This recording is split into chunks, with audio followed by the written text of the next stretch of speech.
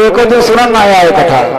घर में उनकी श्रीमती जी ने कहा कि कथा सुनाओगे, तो उन्होंने पूछा समय क्या है, कहा 12 से 4:30 और 5 तक कथा शुरू हो गई। पहले आए गए,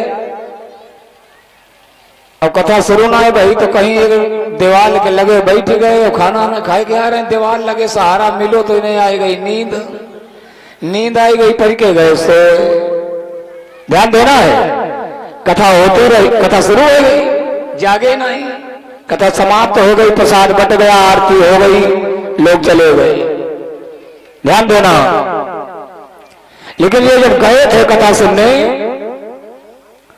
तब जैसे यहाँ लोग नहीं बने रहे थे तो उन लोगों ने कहा भाई सम्मानी व्यक्ति रहे, तब उनसे इतना कहा था आइए और बैठिए, ये 2 शब्द मिले। ध्यान देना, आइए और बैठिए। और जब विराम हो गई तो प्रसाद बट गया, इनको जगाया गया, तब इनसे कह दिया गया जाइए। ये 3 शब्द मिले, आइए, बैठिए और जाइए। घर आए तो श्रीमती जी घरवाली कहने लगी, ठाकुर साहब घरवाली कहने लगी कहा कथा सुनिए, कहीं सुनी कहा है पता नहीं कहा सुना मतलब कुछ लेकिन 3 ही बातें मिली, कहीं कहा मिली, आइए, बैठिए और जाइए। ध्यान देना इन 3 शब्दों पर।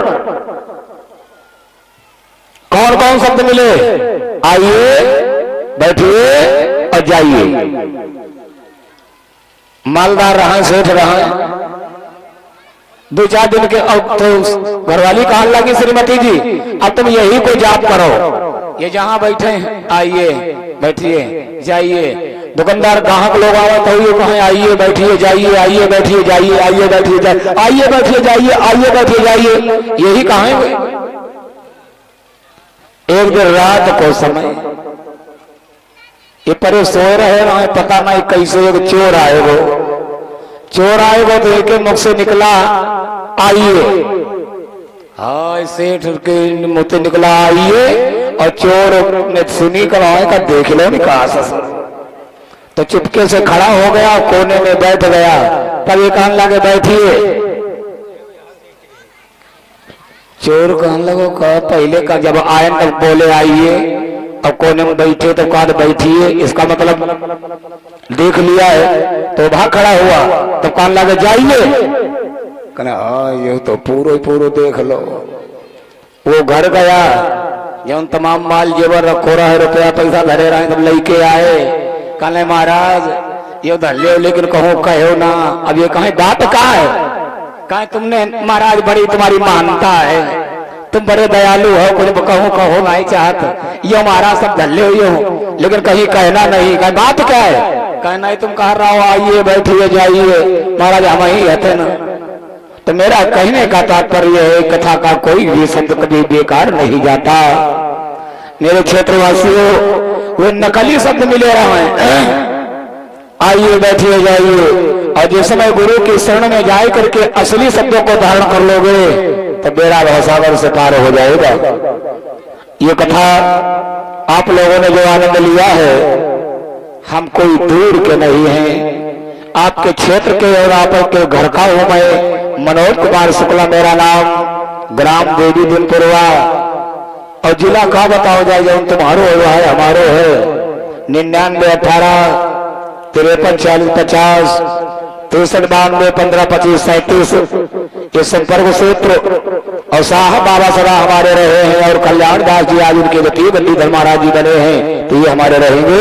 और डेवलप पर संपर्क करने वाले कृष्णपाल निवासी बजरिया, और ये झीका बजावर रहे अशोक उर्फ धांधो अर्थात यादव, ये धांधो है, और निवासी नयन सुखेड़ा साहब बाबा की कृपा से, महाराज जी की कृपा से, और ये बिटिया मेरी मांडवी शुक्ला घरेलू नाम उठा है, इस पर भी बाबा साहब और कल्याण दास जी के संतों की बड़ी असीम कृपा है, बड़ा और सहयोग पूरे क्षेत्रवासियों का पता नहीं कहां के। अभी हमने कुछ समय पहले बताया था बिलग्राम के पार कोई लगा, वहां के ठाकुर साहब आए, बाबा के सेवक हैं, और हम भी कई बार गांव में 14-15 साल से जा रहा हूं। ऐसे बाबा जी की महिमा।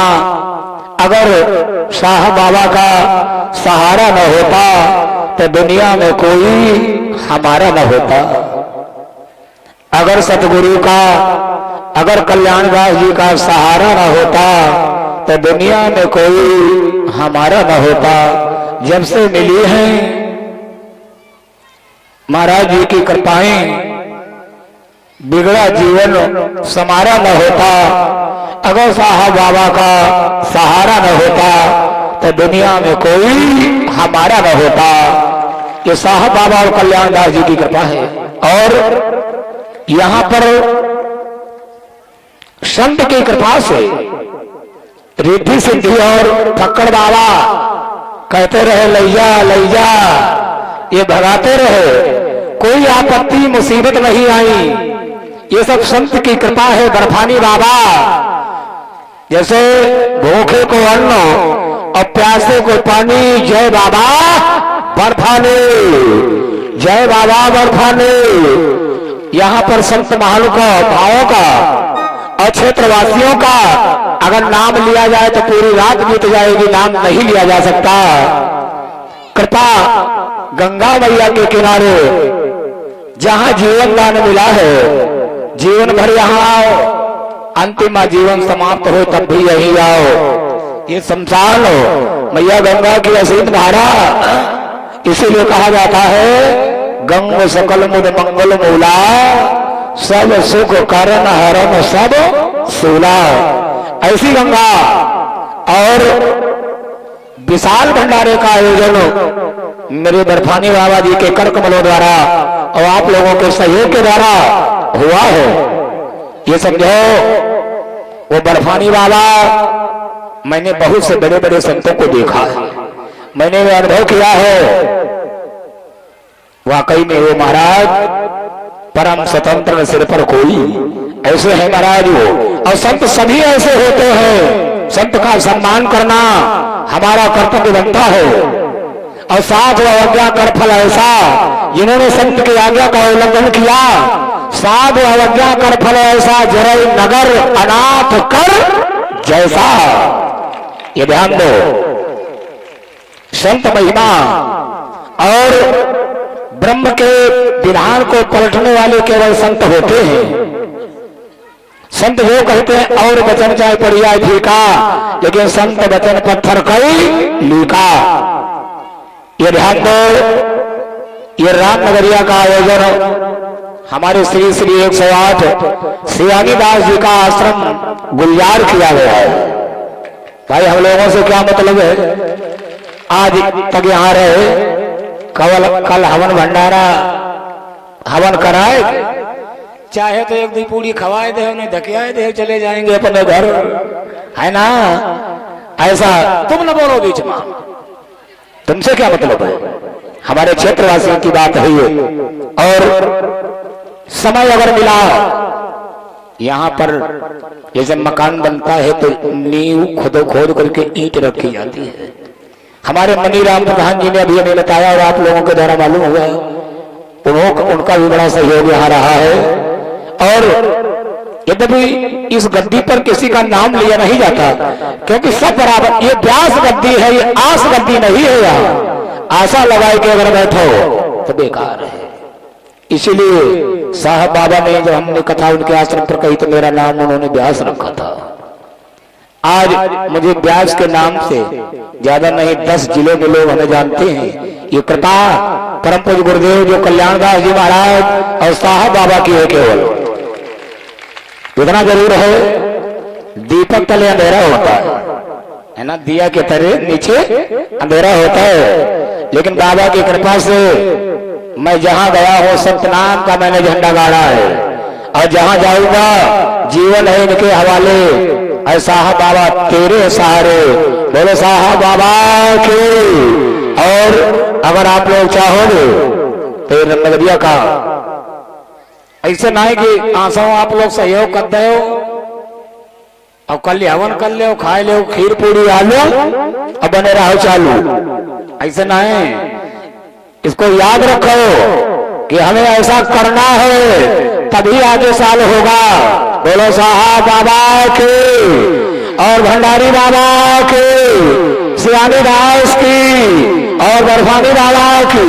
और आश्रम से ना हमारे गुरु जी को मतलब है, ना हमें मतलब है, ना हमारे महाराज जी के जितने शिष्य हैं साहब बाबा के आश्रम से जुड़े हुए और सभी जुड़े। हमें आश्रम से क्या मतलब है? जैसे यहाँ गद्दी बनी तो हम 9 दिन बने रहे, और यह गद्दी अब उठाई के पुलिया पर बना दी जाए तो हम वहां बने रहेंगे, और यह गद्दी अगर गांव बना दी जाए तो वहां बने रहेंगे, या यह गद्दी उठाई के बिल्कुल किनारे रख दी जाए वहां बने रहेंगे। जहां ये गद्दी जाएगी वहीं पर कथा का प्रचार होता रहेगा और सत्यनाम का झंडा लहराता रहेगा, है ना।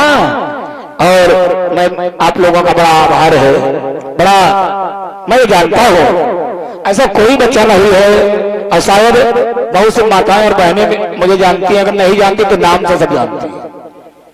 और बात यह है, हमारा भाव ये कहता है कोई पराया नहीं, सब हमारे। और छोटे बन के संसार में रहो, ध्यान देना, छोटा और बड़े में क्या भेद होता है।